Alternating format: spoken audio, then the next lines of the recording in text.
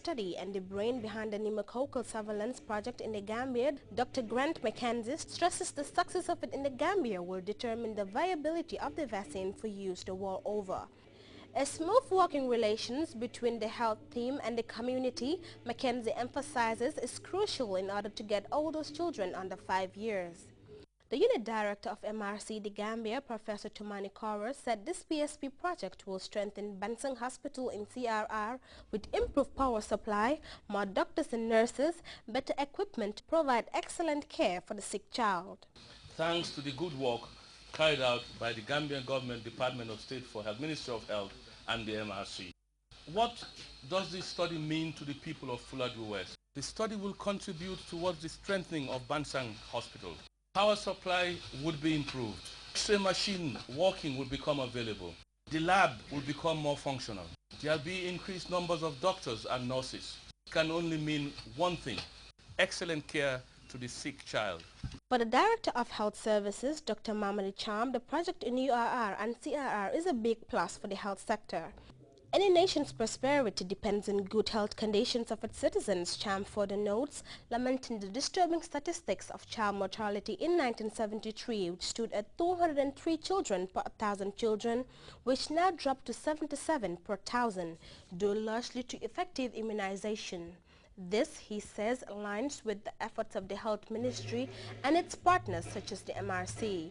For his part, the Deputy Governor, Central River Region, Malang Seibu Kamara, assures his office's full support to the project, urging all community heads and attendants to spread the information and make work easy for the health officials for their own good. As part of the luncheon ceremony, officials proceeded to Bansang Hospital to inspect the facility refurbished with a variety of electrical and medical equipment, such as a brand new 75 kVA generator, X-ray machines, with a pledge to refurbish and rehabilitate other facilities in the hospital for the pneumococcal surveillance case control research project. Babukar Jammeh, CEO of Bansang Hospital, recognizes MRC as an important medical research partner to Bansang Hospital and the country in general. Pneumonia is one of the leading disease conditions resulting to the death of many of our young children. A successful vaccine for the above-mentioned disease will be used worldwide, as mentioned in the opening at the governor's office. The research has come at no better time than now. For GRTS News, I am Ajami Sise. Members of the Association of Gambian Manufacturers are receiving training on food safety and quality. The two-day program, convened by the National Sanitary and Phytosanitary Committee in collaboration with the Enhanced Integrated Framework Project, is expected to increase the participants' access to opportunities in international markets. Daikumba Demba has more. Manufacturing is an important subsector of the economy of the Gambia. Not only does it serve as revenue generation for economic growth, but also a medium of employment and have over the years generated competition in both the domestic and international markets. This capacity building training is meant to coach food processors and manufacturers on a host of issues, among them the development and implementation of standards and other technical requirements, with emphasis on sanity and measures on food processing and manufacturing. This, according to officials, will facilitate their survival in a very competitive market. The Food Act of 2005 and now the Safety and Quality Bill 2010 have defined the framework for sanity and phytosanitary standard setting and compliance. It's high time, because in Africa we're still importing significant amount of food that we consume. And we do have the lands, we do have the manpower.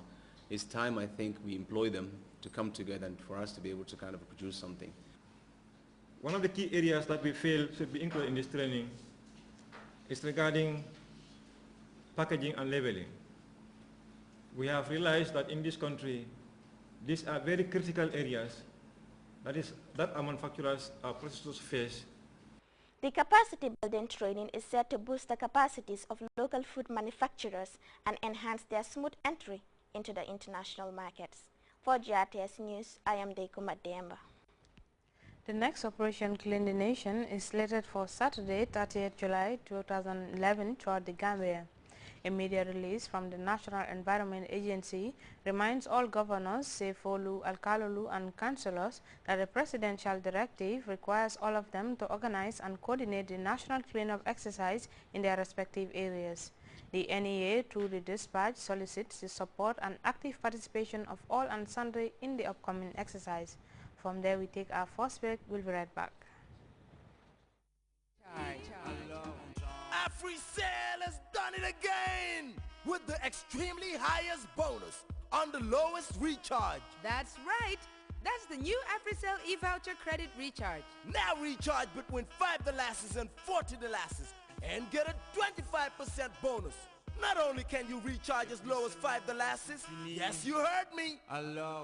Recharge as low as $5 and you will get a 25% bonus. Extremely the highest bonus in the Gambia. Extremely affordable. Extremely low. That's the AfriCell Extreme Recharge. For more info, call 111. Welcome back. The president of the Ivory Coast, Alassane Ouattara, says his government will institute a fair and non-discriminatory judicial system central to ongoing reconciliation efforts.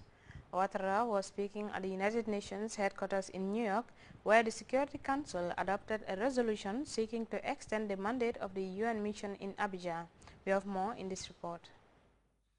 Ivorian President Alassane Ouattara reacted to a critical report by Amnesty International from United Nations headquarters in New York, where he was meeting with UN Secretary General Ban Ki-moon. Ouattara says he is the president of all Ivorians. He is calling for a fair judicial system, essential to the process of reconciliation. I'd like to say strongly that we want the rule of law in Côte d'Ivoire. We don't want to accept impunity in Côte d'Ivoire. We'll have reconciliation on the one track, but the judicial system will do also its work on the other track. And justice will be for everyone the same, no distinction.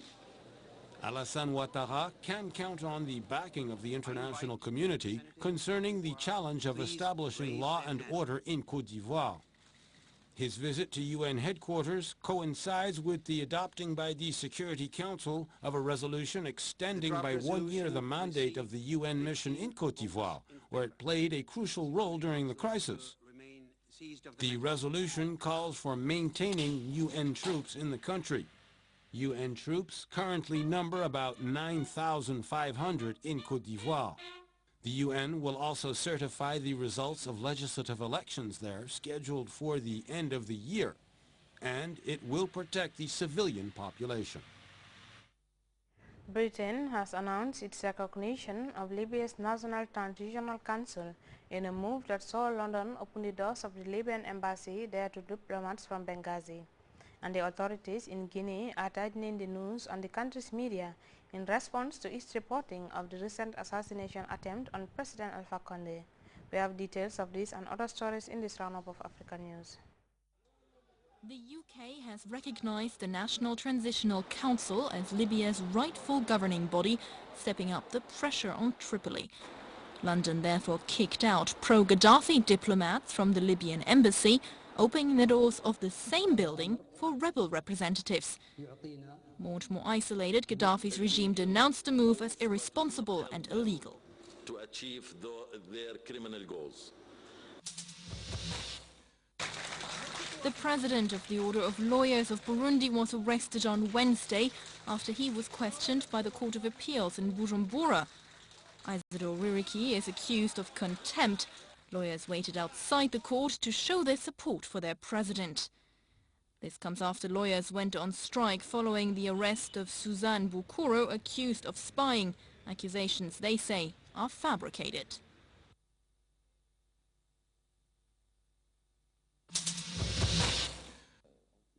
Guinean authorities are trying to gag the media. The National Communications Council told radios, televisions and newspapers they were no longer allowed to discuss or allude to an attack on the president. Alpha Condé's residence had been targeted by a rocket on July 19th, killing one of his bodyguards. Since 25 military and 13 civilians have been arrested, journalist groups have denounced the measure. Zambia's president announced he would dissolve parliament